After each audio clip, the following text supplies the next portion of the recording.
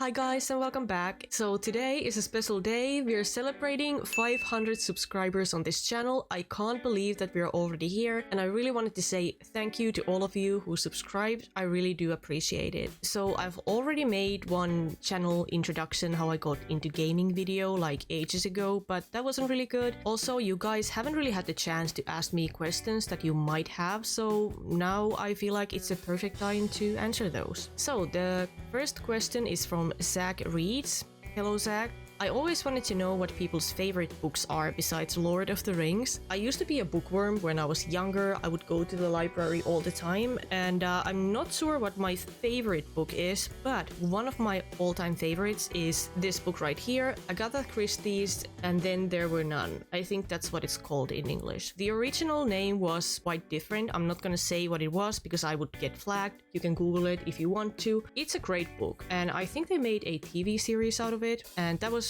okay-ish. But what is your favorite book? Let me know, I'm interested. Question number 2. How are holidays and birthdays celebrated in Finland, and what foods do you eat? So birthdays are usually celebrated with your closest friends and family. So we're usually having birthday cake. That's a white cake with Finnish strawberries, strawberry jam. We don't really use icing on top of the cake. We tend to use whipped cream. And then of course popcorn, chips and dip, sweets, and then a ton of coffee. We Finns love our coffee. It doesn't matter what type of a holiday or birthday it is, coffee must always be there. I'm pretty sure that we Finns are still the #1 country in coffee consumption per capita. Name days are celebrated in some families. You might invite your parents over, you know, it's just a small thing. But what about the holidays? There is a Finnish holiday called Vappu. Vappu is celebrated annually in May 1st, and it basically marks the end of winter. It's also celebrated as an International Labor Day. There are some huge festivals in the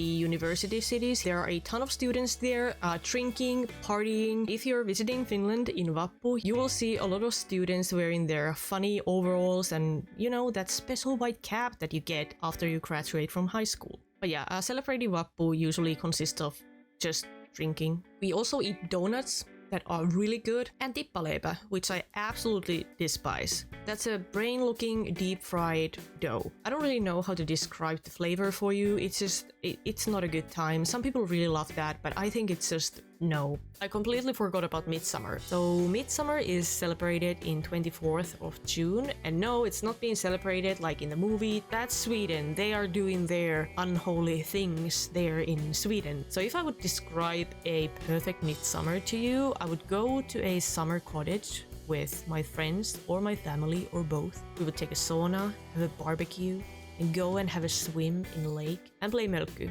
That's a fun outdoors game. I suck at that, but it's still fun. A holiday that's also really important to us Finns is our Independence Day. It's been celebrated 6th of December. We are celebrating our independence from Russian Federation. This is a day when we are celebrating those who fought for our independence in Winter War when Soviet Union invaded Finland. There are still people alive who fought in that war, and we're basically trying to express our gratitude, because without their bravery, there might be a huge chance that Finland wouldn't be an independent country today. We're usually wearing something nice, maybe eating something a little bit better, maybe Karelian stew or roast beef, and we're having sparkling wine or champagne even. One part of the holiday is to watch Tuntematon sotilas, Unknown Soldier in English. So it's a movie about the war between Finland and Soviet Union. I think it's about the continuation war and not the Winter War. And this is going to be the craziest part for probably all of you. We will watch the Independence Day reception that's been held in the presidential palace. So that's our president's party, and he's inviting politicians, musicians, athletes, you name it, and most importantly, some of the veterans who fought in Winter War and Continuation War, and just regular folk. For example, my parents were invited one year, and that was the craziest experience. So we're basically watching them handshaking the president on live TV. There's nothing weird about the Christmas in Finland, I don't think. We're celebrating that in the 24th actually, and that's when we are opening up the presents. And I'm pretty sure that's because Santa Claus lives in Finland, so we get the presents first. That's good. We are not eating turkey here in Finland. We're eating ham, or some of us are eating turkey, but that's not very common here. We also eat a lot of fish, salmon in different ways. Smoked salmon is, it's so good. Peas, cheese, Karelian stew, Karelian pies. What else? This special Finnish Christmas pastry, it's called joulutorttu. It's basically a pastry that has plum jam in the middle of it and powdered sugar on top of it. It's pretty good. Also, in the mornings, we're usually making rice porridge, and we are eating that with sugar and cinnamon. Our Christmas beverage is glöggi. It's basically a spiced mulled wine, and you serve it hot. Some of us go to the Christmas church, but we Finns are not that religious actually. So usually the religious holidays are spent with your friends and family. There are some people who really want to go to church and, you know, celebrate that in their own way, but majority of us just don't. We're just having a day off and spending time with our families, and that's important too. And we would obviously go to sauna. Sauna is really, really, really important. Oh, I almost forgot about Easter. Easter, nothing weird about it, really. We're eating a ton of chocolate.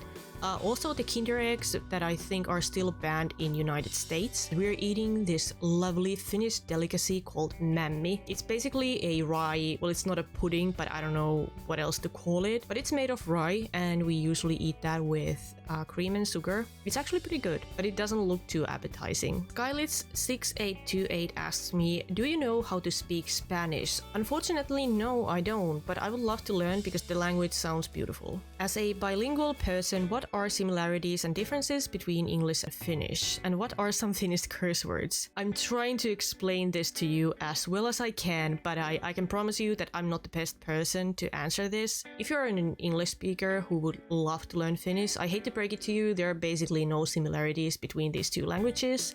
We are using a Latin alphabet, so that helps. And we are also, you know, borrowing some English words. For example, popcorn is popcorni, television, televisio, and radio is called radio. And that's where the similarities end. One of the major differences in Finnish and English grammar is the genders, because Finnish doesn't distinguish different genders in pronouns. So he, she, and it are just treated as it, hän in Finnish. So it's a gender-neutral language. So other differences are there are no future tense in Finnish. Also, we are using endings and inflections for the same purpose as English uses prepositions. So we don't use these tiny words like in, to, out, at, for example. We don't have those words in Finnish. So basically how we do it is that we are just changing the end of the word to fit whatever we want to say. And the funny thing is that if you inflect the word incorrectly, you might end up in uncomfortable situations because the meaning of the word and the whole sentence is going to change drastically. So good luck to you. So yeah, basically Finnish is a very confusing and challenging language. Even we struggle with it sometimes. And then to the most important part, which is the curse words. Well, my channel isn't monetized and is probably demonetized because I cuss a lot, unfortunately. So I'm just gonna go with it. So if you wanna use the F word in Finnish, you would say vittu. And that basically means vagina. Damn in Finnish would be hitto. Jumalauta is a really good one. I would say it's a Finnish version of god damn it. And perkele is a good one as well, especially if you're super angry. Perkele, siihen koske saatana vie. But yeah, that basically means devil. Those are the most important ones to learn. Axel is asking me, if you can travel anywhere in the world, where would you go? So I've already visited Estonia, Sweden a couple of times, Germany twice, France, Luxembourg, Switzerland, Italy, well, Vatican, Greece. I've been to Greece 3 times, and then I went to Egypt once. So if I could choose to go anywhere, I would say space. But if you're staying, you know, here on Earth, I would say Australia or New Zealand or Japan. I'm pretty sure that New Zealand is the furthest you can travel to if you live in Finland. So yeah, New Zealand or Australia. And I would also love to visit Japan. Respect My Gameplay asked me, what made you get into gaming? Basically, my dad was a gamer, or he still is, and when I was younger, I used to watch him play Tomb Raider on his PC. I would take my little chair and just go sit next to him and watch him play, and I thought that that was the coolest thing. And when I was old enough, I was playing on PC. I played The Sims because The Sims was the shit in the early 2000s. Everybody was playing The Sims. and I also played Heroes and Might and Magic and Age of the Empire. But I was a very casual gamer.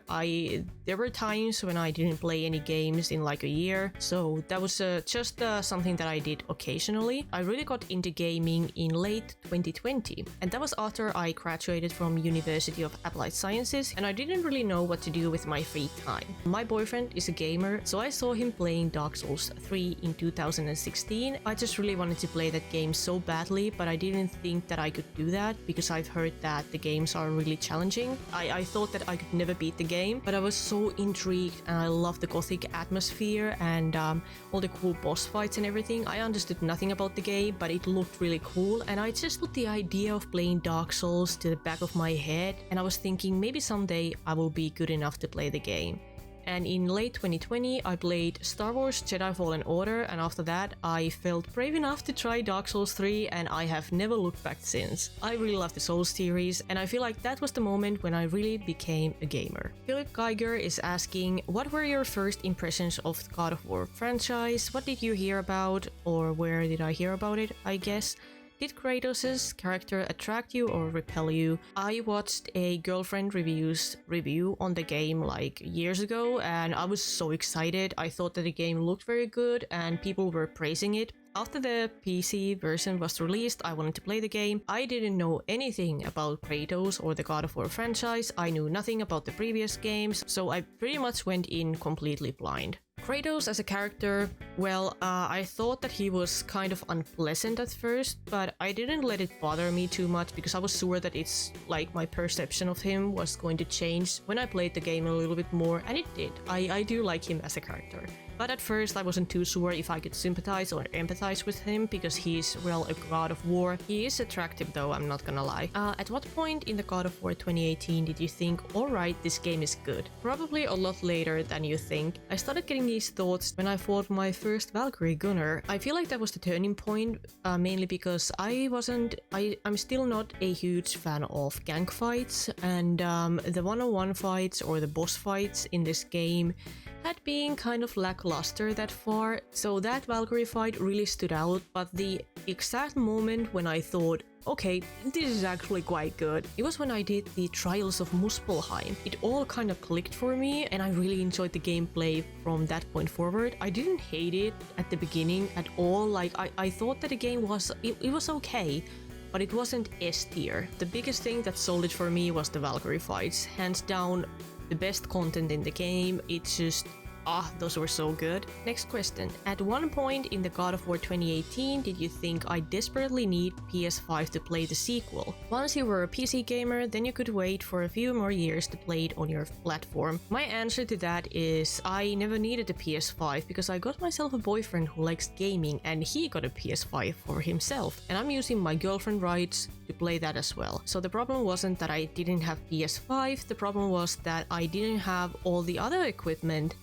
that's needed to record gameplay on PS5. I was hesitant to spend more money on a hobby that's already very expensive, but I would say after the Muspelheim episode, I was 100% sure that I wanted to play God of War Ragnarok on this channel, and also the reason why I wasn't sure whether I wanted to spend the money and commit to that was that I also already took a break in summer because I was burned out. I was really questioning whether I really want to do this and if this type of content is really something that I want to make in future.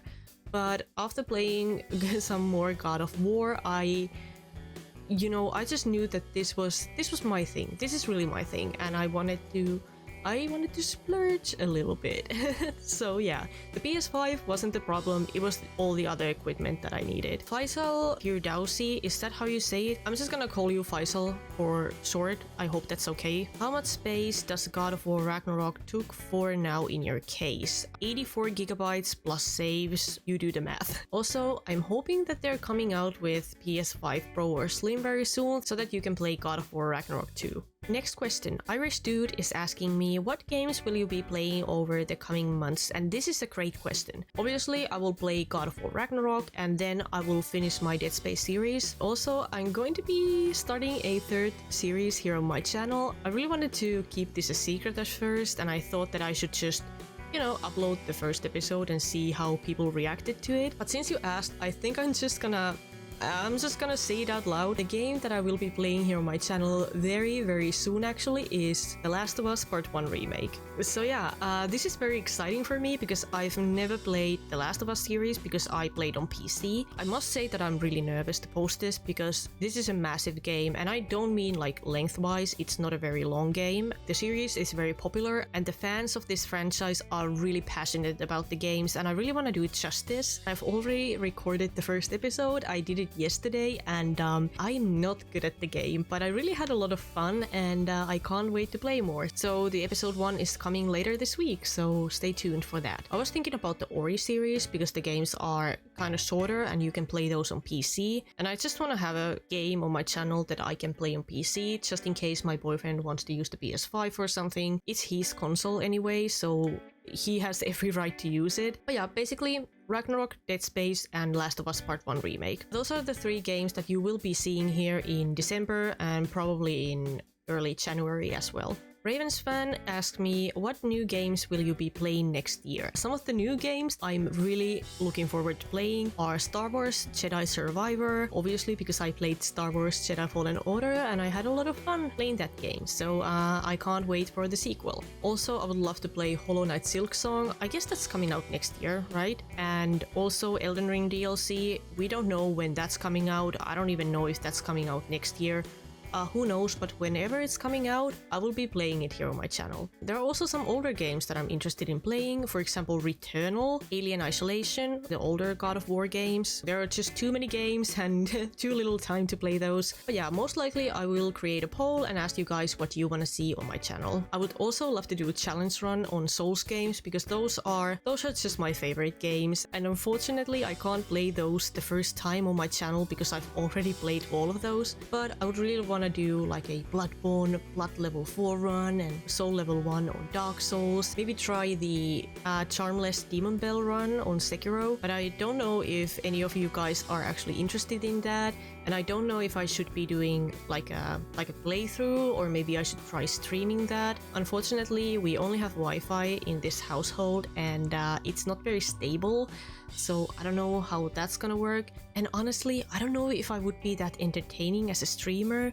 Like, maybe I would be, but I'm kind of scared, to be honest. I'm scared of you. I don't know, but that's something that I would really want to do here on my channel. So this is actually 2 days later. I already recorded the video and edited some of it when I noticed that there is another set of questions that I really wanted to answer. So the following questions are from Moody Bastard. Congrats on 500 subs. Thank you. What video game soundtrack or soundtracks is your favorite? Oh boy. You just opened up a Pandora's box because I could talk about this for days. And I am not joking. Nameless Song from Dark Souls was my second most streamed song on Spotify this year. But some of my favorite soundtracks are Nameless Song, and then from Dark Souls I would say Quinn's theme, obviously. From Dark Souls 3 I really enjoyed the main theme. It's a slaps, you know. Dancer of the Boreal Valley, Nameless King, and also Slave Knight Gale. From Bloodborne I would say my favorites are The Omen, The Night Unfurls, Hunter's Dream, Moonlit Melody, and from the boss themes I would say Ludwig the Holy Blade and Orphan of Cause.